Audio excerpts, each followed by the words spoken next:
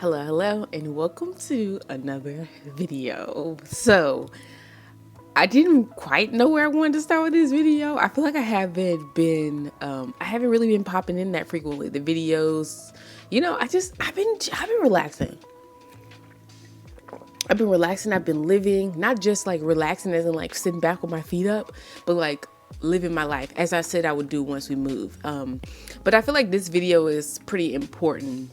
I was talking to my husband last night, and you guys know, like, the holidays is just that time of year that people tend to get, depressed and just all kind of stuff. Just people call it seasonal depression, and it usually happens during the holiday time. And I don't know what, my husband said something yesterday. We were talking about the holidays, and it initiated this conversation. You see, the holidays is just one of those times that people start to really look at what they don't have, and it makes them depressed.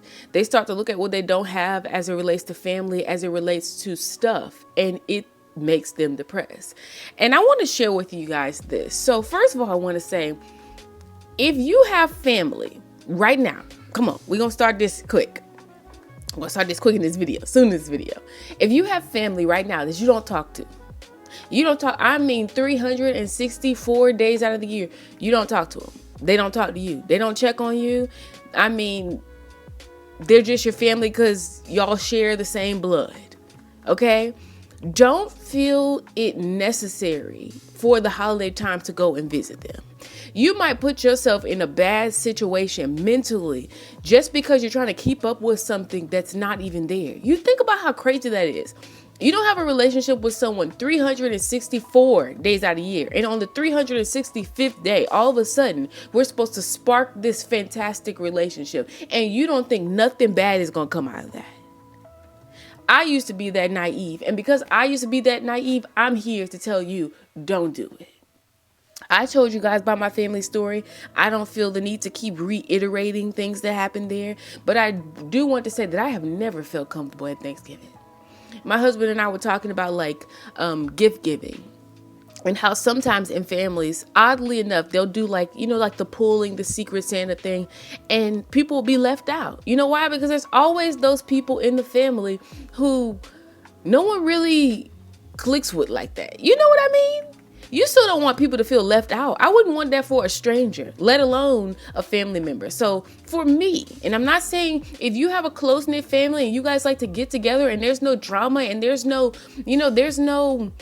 all that animosity, okay, continue gathering. But if that's not your story, girl, do not feel the need to go and, post yourself up at somebody's house who don't talk to you 364 days out of the year.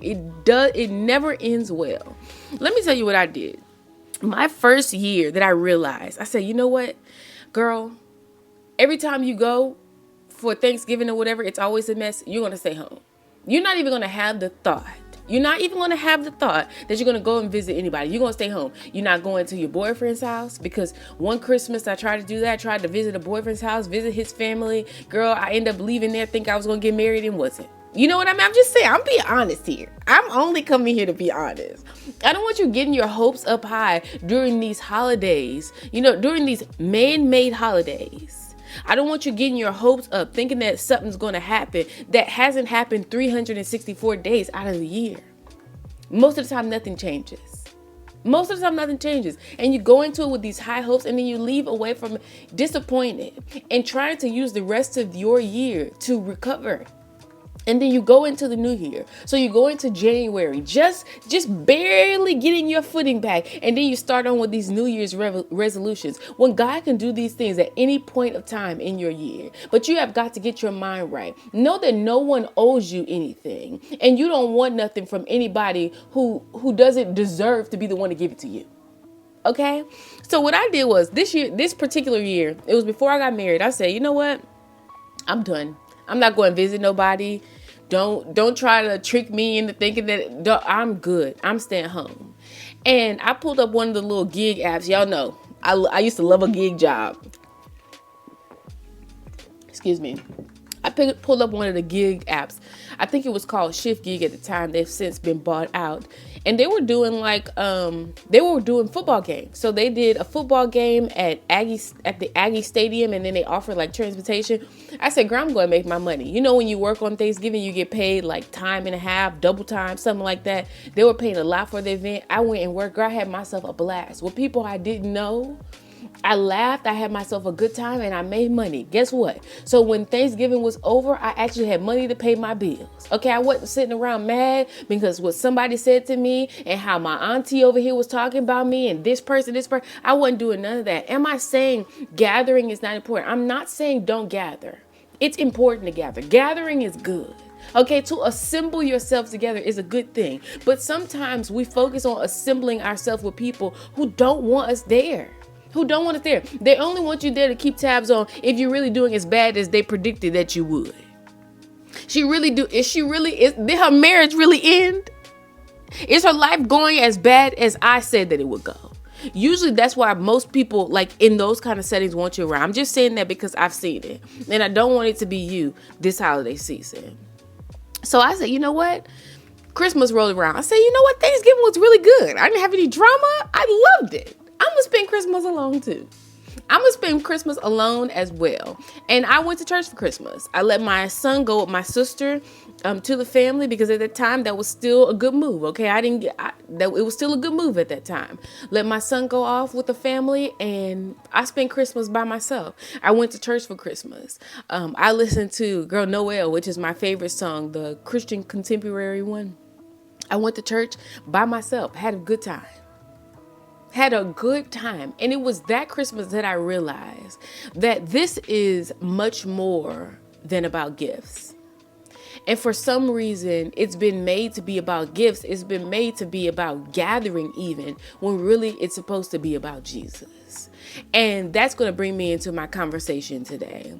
When you read the story of Jesus' birth, I don't really know where we got Christmas trees and Christmas presents from. Okay. And I'm gonna get to that here in a little bit because I do like a gift myself and I loved a Christmas tree and all that kind of stuff. I get it. But when you read the story of Jesus' birth, it don't have all that in the midst. Okay. It doesn't have that all of that in the midst. I want you to go and read Luke, the 2nd chapter. I believe it begins in. Go ahead and read it. It's a story of, parents running, trying to keep their newborn baby from getting killed by the king because they set off to kill him. It's the beginning story of the life of Jesus here on earth. Christmas trees is not even in it. And with that being said, Christmas tree is not even in it. What I want you to do as well, I am not a historian. However, I do love a good research and I do love to be proven wrong. I love for the Lord to say, Tanzania, what you doing right there ain't right, fix it. You guys saw this with my waist beads. I used to make waist beads, didn't think anything was wrong with it, wasn't doing no crazy foolishness with the waist beads. However, the Holy Spirit convicted me and said, this is witchcraft, right? Even if you're not participating, the symbolism of it, I don't like it. And there are people who are attracted to you specifically because of this symbolism. And girl, I went throughout the house and I started gathering up all them waist beads and threw them in the trash. I don't have not one waist bead. And it took me money. And can you believe how much time to make those sets? So I said all that to say, I love Christmas. I actually love a good Christmas tree. By this time, actually last year, if you guys watched my Christmas videos when I came home from basic training, I had a Christmas tree up. I was excited about it. I love it. I love when I see the Christmas trees. I love the Christmas lighting, everything about it. I love. But when I found out what that Christmas tree actually means, I want you to go yourself. I'm not a historian. I want you to go yourself and research what the Christmas tree means. What's the symbolism? Who began this whole tradition? Why did it come to be? I want you to research Santa and all that kind of stuff. And why did it come to be? What does it mean? And then you decide if you and your household who serve the Lord, if y'all serve the Lord, because as for me in this house, we serve the Lord and we ain't having no Christmas tree this year. Last year was the last of our Christmas tree. That was a conclusion that myself and my husband came to upon discovering what this Christmas tree actually symbolizes. So that's the first thing I want to say is I said that part that was don't force yourself into any family situations that you're simply not wanted in. And I know people don't like to say that, like, how could you sit here and say my family don't want me in it? Because if you're talking about me like that, if you're talking about me and every time I leave your presence, I'm feeling less than, you don't want me there. And I shouldn't want to be there.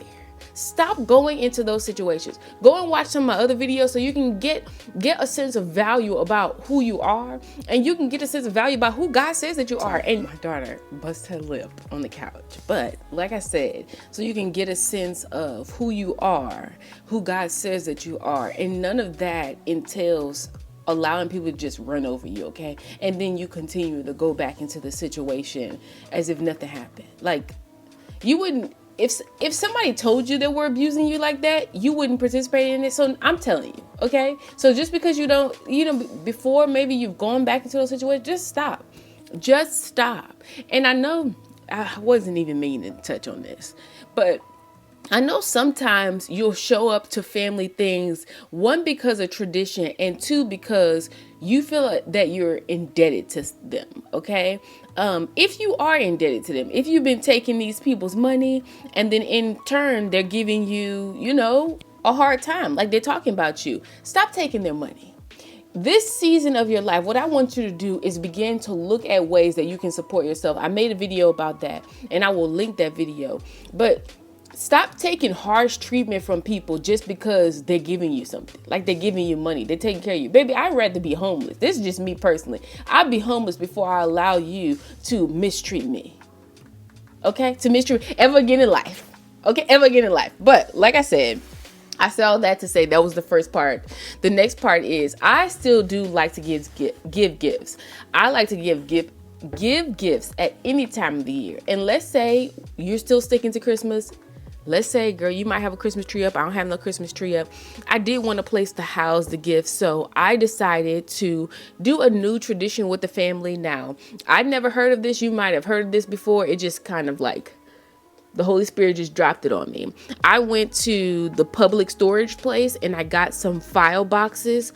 I got 4 of them for each of us, and then we all decorated them to, like, I guess match whatever theme we wanted. I'm not going to show you all the other themes. Maybe you'll see them in another video or something like that. But today I just have Kenny's box. So this is what hers looks like. She decorated herself. I helped her out a little bit, as you can see on the front there. And then inside the box, you just put your stuff. Now, we never really were a family that opened gifts like exactly on Christmas Day. We do it like the week of Christmas. So whenever you finish the shopping, I don't know, you make all that stuff up for your family. I'm just saying, I wanted to use this video to talk about like the tradition of Christmas. And if that tradition includes you being mistreated, you spending money that you don't have, and you participating in something that you don't really know what it means, I would suggest that you look at it further. That's what I'm saying. That's all I'm saying. Like I said, I still love gift giving. If you guys have not seen at this point in time, I have like, not a toy drive, because I think toy drives are when you get toys donated in and you give the toys out. So that's not what I'm doing. I'm actually going to buy. So me and my family are going to buy gifts for a few children this year. I do believe I still have some spots left. The date closes. It closes on the 17th of this month. So I think that's next week. And that'll be the last day that you can enter. If you can afford to buy a present, please don't enter it. This is for people who can't afford to buy gifts for their children this year. Because like I said, I do still like gift giving. And that's really, if I'm honest with you, that's why we moved. Remember I said that. I know some of y'all thought I was just saying it just to say it, but I really moved so I can be a blessing to other people. I really moved so that I can get back into the place that I like to be. And that's to be able to bless people. And honey, how much money we spending rent, I couldn't do that. So I'm excited to be able to do this year. And there is an age cap on it. I feel like once kids get a certain age, you should be able to tell them what it is that you can and can't afford to do, and they should understand. However, I do know that sometimes they can't, especially if your children go to public school. There's a lot that entails. So I pray that this is something that helps you out if you're in need of it. I hope that you do the research that I told you to do about the Christmas tree. This is a gift idea. Like I said, don't be spending all your money, and don't be spending time with people who wouldn't otherwise want to spend time with you. That's all I have to say. So as always, if you have a question, ask a question, and I'll see you in the next video.